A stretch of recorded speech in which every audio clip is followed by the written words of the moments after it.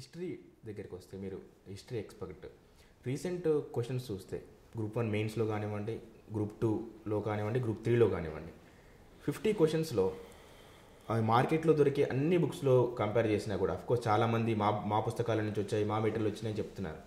ఏ material చూసినా కూడా ఒక 20-25 క్వశ్చన్లకు మించి రాలేదు.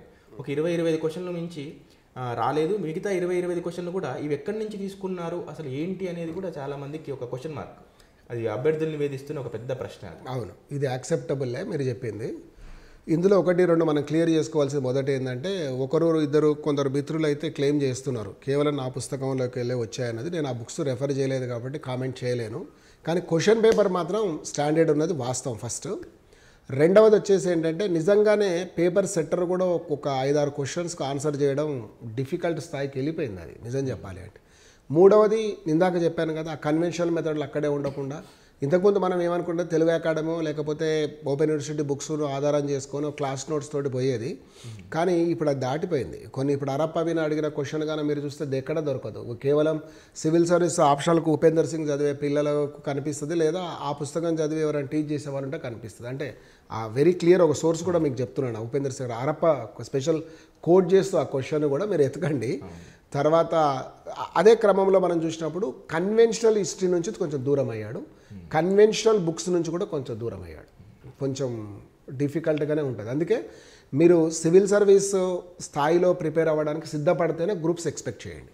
ఎందుకంటే స్టాండర్డ్ పెరిగిపోయింది, లేకపోతే అవ్వదు. అది ట్రూ. అది ఇందాక మీరు అన్నట్లు ఈ తెలంగాణ మూమెంట్ దగ్గరికి వస్తే హిస్టరీ అనేది మనం చదివేది కాకుండా అది ఏదైతే ఉందో అది ఒరిజినల్ హిస్టరీ కాకుండా మార్చి ఉంది. సో హిస్టరీని మార్చాలి, లేకపోతే మూమెంట్కి సంబంధించిన ఏదైతే మెటీరియల్ ఏదైతే ఉందో అది కూడా మార్చాలి అన్నట్టు మీరు మాట్లాడారు. సో దానికి కోరిలేటెడ్గానే అనిపించింది మొన్న పేపర్ కూడా. ముఖ్యంగా 4th పేపర్ చూస్తే అగైన్ ఇక్కడ కూడా చాలా ఏరియాస్ అసలు అభ్యర్థులు ఇంతవరకు అసలు వాటిని చూడలేదు ఏ పుస్తకాల్లో కూడా. సో దాన్ని బట్టి చూసినా కూడా మూమెంట్ సంబంధించిన పేపర్ ఏదైతే ఉందో దాంట్లో ఇంతకుముందు ఏమనుకునే వాళ్ళంటే ఏదో 1-2 పుస్తకాలు చదివితే అయిపోతుంది, 130 మార్కులు 140 మార్కులు తెచ్చుకోవచ్చు అనే ఒక ఫాల్స్ కాన్ఫిడెన్స్లో ఉన్నారు ఈ రోజులో. దాన్ని కూడా ఈరోజు టీజీపీఎస్సీ మార్చేసింది. సో మూమెంట్కి సంబంధించి ఎలాంటి ప్రిపరేషన్ అవసరం అంటారు, ఇంకా ఏ విధంగా ముందుకు వెళ్ళాలంటారు అభ్యర్థులు? ఓకే, యాక్చువల్గా తెలంగాణ ఉద్యమ చరిత్ర రాష్ట్ర సాధన అనేది ఆ పేపర్ మొత్తం. దాంట్లో నిజానికి లిమిటెడ్ సిలబస్ 150 మార్కులకి. మరీ మనం బాగా చదివితే ఏంటంటే 1724లో ఆసఫ్ జాయిల పాలనా కాలం నుంచి ప్రారంభమై కొంత కల్చర్ పాటు ఎందుకు నువ్వు తెలంగాణ కోరుతున్నాడు దానికి ఒక ఉంటుంది. ఆ తర్వాత మిగతా అంతది నన్ను అడిగితే 1952 నుంచి ఎక్కువగా 1948 అంటే మన జాయిన్ ఇండియా కా నుంచి కనుక చూసుకుంటే ఆ తర్వాతనే ఉంది లిమిటెడ్ సిలబస్. చాలా ఎక్కువ ఇన్ఫర్మేషన్ కూడా ఉంటుంది. సిలబస్ లిమిటెడ్ బట్ ఇన్ఫర్మేషన్ ఎక్కువ ఉంటుంది. ఎందుకంటే మీరు ఏన్షియంట్ ఇండియన్ హిస్టరీని కూడా తీసుకోండి, 3000 సంవత్సరాల చరిత్ర తీసుకుంటే ఇంతే కనిపిస్తుంది 7 టాపిక్లు. కానీ మోడర్న్ ఇండియా తీసుకున్న వరకు చాలా ఎక్కువ, ఎందుకంటే మెటీరియల్ అవైలబిలిటీ ఎక్కువ దీంట్లో. అందులో మనం ప్రధానంగా 2 బుక్స్ మీద బాగా డిపెండ్ అయినాం. అవునన్నా కాదన్నా తెలుగు అకాడమీ ఒకటి ప్రామాణికం, రెండవది ప్రకాష్ సారథి కూడా రెండవది ప్రామాణికం అనుకున్నాం. నిజానికి అవి ప్రామాణికాలే, కాదనికలేదు. కానీ దాన్ని దాటి క్వశ్చన్స్ అయితే అడిగాడు. అంటే మన భ్రమను తొలగించాడు. అరే మీరు ఇక్కడే ఆగకండి, ఇంకా ఉంది అని మనకు ఒక సిగ్నల్ అయితే ఆల్రెడీ ఇచ్చేశాడు. అయితే మొన్నటి విషయంలో మీకు అదృష్టం ఒకటి ఏం చెప్తానంటే, అందరూ అవే చదివారు కాబట్టి మీరు నష్టపోలే. ఒకరో ఇద్దరు ఎక్స్ట్రా చదివిందని చదివారు. కానీ ఇప్పుడు పేపర్ రెండిట్లకి వెళ్ళే కదరా దాటి అడుగుతున్నాడు అన్నప్పుడు ఒరిజినల్ సోర్స్ నుంచి అడుగుతున్నాడు. ఆ ఒరిజినల్ సోర్స్ ఏంటి? ఆ ఒరిజినల్ సోర్స్కి మనం పోయి రావాలి కదా. అంటే ఒక్క హిస్టరీగా 20 బుక్కులు చదవడం కూడా సాధ్యం కాదు కదా. మీరు ప్రతి ఒక్క సబ్జెక్టుకి 1-2 బుక్కులే చదవండి. మంచి టీచర్ దగ్గర మీరు క్లాస్ నోట్స్ను పొందండి. రన్నింగ్ నోట్స్ రాసుకోవడం చేత కాకపోతే మీకు గ్రూప్స్ ఎక్స్పెక్ట్ చేయకండి. చాలా దౌర్భాగ్యం స్టార్ట్ అయింది ఏంటంటే, క్లాస్ చెప్పాలి, నోట్స్ రాపియాలి, ఇదే చదువుకుంటాం అనేది. అట్లా తోటి వర్కౌట్ అవ్వకపోవచ్చు. ఇంతకుముందు లేదు, ఇది అంతా ఒక 15-20 ఇయర్స్ నుంచి స్టార్ట్ అయింది. యాక్చువల్గా నాట్ 20, ఈవెన్ 15 ఇయర్స్ నుంచే రన్నింగ్ నోట్స్ రాసుకోవాలి. మీరు సార్ చెప్తూ ఉంటే రాసుకోవాలి. సరే కొన్ని పాయింట్లు అక్కడ ఉంటాయి అంతే. కానీ డిక్టేషన్కి పోయిన తర్వాత సిలబస్ ఎక్కడైతే చెప్పండి, అది ఒకటి అవ్వదు. సో రెండవది వచ్చేసి ఇంకో విషయాన్ని మనం చెప్పుకోవాల్సి వచ్చినప్పుడు, ఆ బుక్స్ ఒరిజినల్ సోర్స్ అందరూ చదవడం సాధ్యం కాదు. అట్లీస్ట్ ఎన్నో కొన్ని చదివి చెప్పగలిగిన టీచర్ దగ్గర కన్నా పోతే మంచిది. ఇప్పుడు శ్రీకృష్ణ కమిటీ రిపోర్ట్లో కొన్ని వేల పేజీలు ఉంటే ప్రతిదీ మనం చదవలేము, అది కూడా క్వశ్చన్ అడగవచ్చు. అంత కాకపోయినా దాని గురించి సంపూర్ణ అవగాహన ఉన్న వాళ్ళు ఎవరో ఒకరు చెప్పినా బెటరు. ఎందుకంటే శ్రీకృష్ణ కమిటీ కూడా పొందుపరిచిన అనేక అంశాలు కూడా అనేక మంది, అంటే ఇప్పుడు అనేక పార్టీలు కానీ ప్రజా సంఘాలు కానీ ఇచ్చిన రిపోర్ట్లే కదా వాళ్ళు కూడా రాసిచ్చింది. ఆ రిపోర్ట్లు కూడా తెలంగాణ అట్లా ఒక సోర్సులు అన్నీ డిఫరెంట్గా ఉన్నాయి. నేను ఒకటి కోట్ చేశాను, మిమ్మల్ని చదవమని కాదు నా ఉద్దేశం. సో అట్లా మనం తీసుకురావాల్సి అనేది వస్తుంది. కాబట్టి ఒరిజినల్ సోర్స్కి అయితే కొంత పోయాడు సార్. ఈ టైంలో చాలా వరకు అభ్యర్థుల్ని అంటే ఎవరైతే ఇంటి దగ్గర ఉండి ప్రిపేర్ అయ్యే వాళ్ళు కానివ్వండి, లేకపోతే కొంతమందికి యాక్సెసిబిలిటీ ఉండక లేక చాలా వరకు కూడా ఈ ఆన్లైన్ సోర్సెస్కి బాగా అలవాటు పడుతున్నారు.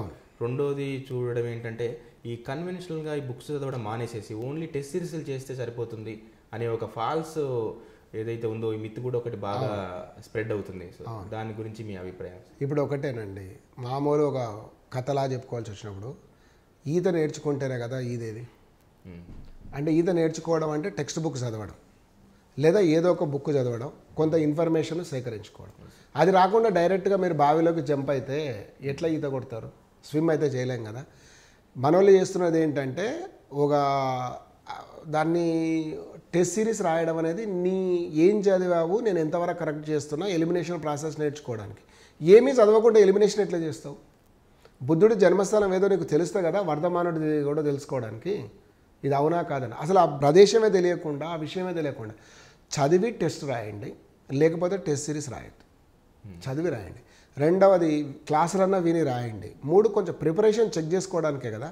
తర్వాత మీరు ఇంకొకటి అన్నారు, ఈ ఇంటి దగ్గర ఉండి ప్రిపేర్ అవ్వడము. సరే అందరికీ సాధ్యం కాకపోవచ్చు, ఇప్పుడు వచ్చిన యాక్సెసిబిలిటీ వచ్చింది. మీరు ఒకటి గుర్తుపెట్టుకోండి, నిజంగా మీరు సీరియస్గా కనుక ఉంటే తప్పదు అనుకుంటే తప్ప, ఇంకా ఇది అసలు సాధ్యం కాదు నేను ఇంట్లోకి వెళ్ళడం అనుకుంటే తప్ప క్లాస్ రూమ్ కోచింగ్ని అవాయిడ్ చేయకండి. మనం కరోనా అప్పుడు ప్రతి ఒక్కరూ ప్రతి ఇంట్లో ప్రతి పిల్లలు ఎక్స్పీరియన్స్ అయి ఉంటారు. ఆన్లైన్లో వాళ్ళ చదువులు ఎక్కడి దాకా వచ్చినావో తెలుస్తుంది. 5th, 5th, 6th, 7th class పిల్లల పరిస్థితి మీరు చూడండి. ఒక టీవీనే సినిమానే 3 గంటలు వరుసగా చూడాలంటే సాధ్యం కాదు. 2.5 గంటలకు వచ్చింది సినిమా, చివరికి అందులో మళ్ళీ ఇంటర్వెల్ కూడా ఒకటి ఉంటుంది.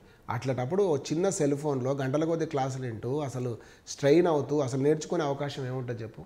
లర్నింగ్ అంటేనే పక్కన ద్వారా కూడా నేర్చుకునేది కొంత ఉంటుంది, అదొకటి.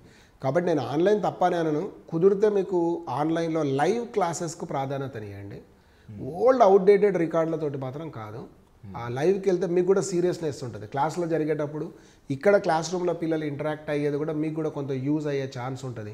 వీడియో రికార్డెడ్ దాంట్లో అంతా ఎడిటింగ్ అయిపోయి మీకు ఏదో స్ట్రైట్ అవేగా ఇన్ఫర్మేషన్ వచ్చి, ఓ రకంగా చెప్పాలంటే దూరదర్శనో లేకపోతే ఆకాశవాణిలో ఏఆర్లో న్యూస్ చదివినట్లుగా ఉంటుంది. కాబట్టి కోచింగ్ ప్రాధాన్యతను మనం తీసేయలేము. రావడం రాకపోవడం అన్నది కాదు, అది మీ ఇంట్రెస్ట్తో కూరుకున్నది. కానీ మంచి టీచర్ దగ్గరే వెళ్ళండి. వెళ్తే మాత్రం కొంచెం సబ్జెక్ట్ చెప్పగలిగిన వాళ్ళ దగ్గరికి వెళ్ళండి. సో అలాగే సార్, ఇప్పుడు Group 1, Group 2, Group 3 exams 3 exams అయిపోయాయి. సో వీటి రిజల్ట్ కూడా చాలామంది ఆఫ్కోర్స్ వెయిట్ చేస్తూ ఉన్నారు. ఎక్స్పెక్టెడ్ కట్ ఆఫ్స్ గురించి కూడా బాగా కైండ్ ఆఫ్ అదైతే ఉంది, యాంగ్జైటీ అయితే ఉంది అభ్యర్థుల్లో. సో దాని గురించి మీ అభిప్రాయం?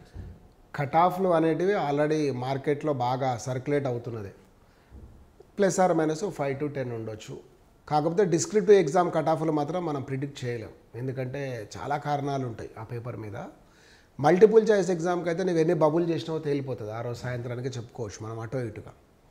కట్ ఆఫ్లు అనేది నేను పర్సంటేజ్గా చెప్పదలుచుకున్నాను. Group 1 50% లోపే ఉంటుందండి దాదాపు. దాన్ని దాటిపోవచ్చు. నేను చెప్పింది టాపర్ మార్కులు, నాట్ బేసిక్ కాదు, అంటే బాటమ్ కాదు, టాపే. అది ఒకటి 50% దిగొచ్చు. Group 2కి వచ్చే వరకు కూడా దాదాపుగా మనకు 65% అబోవ్ ఉంటే జాబ్ వచ్చే అవకాశం ఎక్కువ, చాలా ఎక్కువ అది. ఎందుకంటే అన్ని పేపర్లు యూనిఫామ్టీగా తీసుకోలేం కదా. ఇప్పుడు పేపర్ 1 ఉంది, 65% చెప్పిన నేను, అంటే దాదాపు ఎన్నైనా ఇంకో 65, మళ్ళీ అక్కడ ఒక 30 ఎన్నో వేసుకోండి, 95. అసలు 95 మార్కులు రావు. 65 మార్క్స్ వస్తేనే మంచి పేపర్ అది నా దృష్టిలో. 65 మార్క్స్కే 65 to 70% పక్కకి పెడదాం. తర్వాత పేపర్ 2లో కొంచెం లాగితే లాగొచ్చు, కానీ మళ్ళీ పేపర్ 3 పరిస్థితి అంటే టోటల్గా మనకు ఒక 380 నుంచి 400 మధ్యలో అనేది మనం గెస్ చేయొచ్చు. తర్వాత పేపర్ Group 3కి వచ్చే వరకు 250 కాకుండా 260+ మనం ఎక్స్పెక్ట్ చేయొచ్చు, కొంచెం అటు ఇటుగా ఉన్నాయి. ఇది ఒకటి. ఇక రిజల్ట్స్ ఎప్పుడు వస్తాయంటే దీని మీద కొంత లీగల్ ఇష్యూస్ కూడా కొన్ని ఉన్నాయి. అవి సుప్రీంకోర్టు ఒక విషయంలో క్లారిటీ ఇచ్చినా మిగతా కింది కోర్టులు ఏం చేస్తాయి చూద్దాం, అది ఒకటి. బట్ టీజీపీఎస్సీ మాత్రం వెరీ కాన్ఫిడెంట్గా మేము ఈ మార్చి లోపు దాదాపు 3 ఎగ్జామ్స్కి సంబంధించిన కంప్లీట్ తుది ఫలితాలు ఇవ్వడానికి సిద్ధంగా ఉన్నాము అని చెప్పి చెప్పడం జరిగింది. అంటే ఇంకా 90 రోజుల్లో మనం టీజీపీఎస్సీ ప్రకారం అయితే రిజల్ట్స్ రావచ్చు. అదొకటి మనం చెప్పుకోవచ్చు. జరిగిన ఎగ్జామ్స్ ఎస్. సో జరగబోయే ఎగ్జామ్స్ కూడా అలాగే ఇస్తాము, అసలు లేట్ అవ్వము అని కూడా చైర్మన్ గారు చాలా సందర్భాల్లో గుర్తు చేసినట్టు కూడా.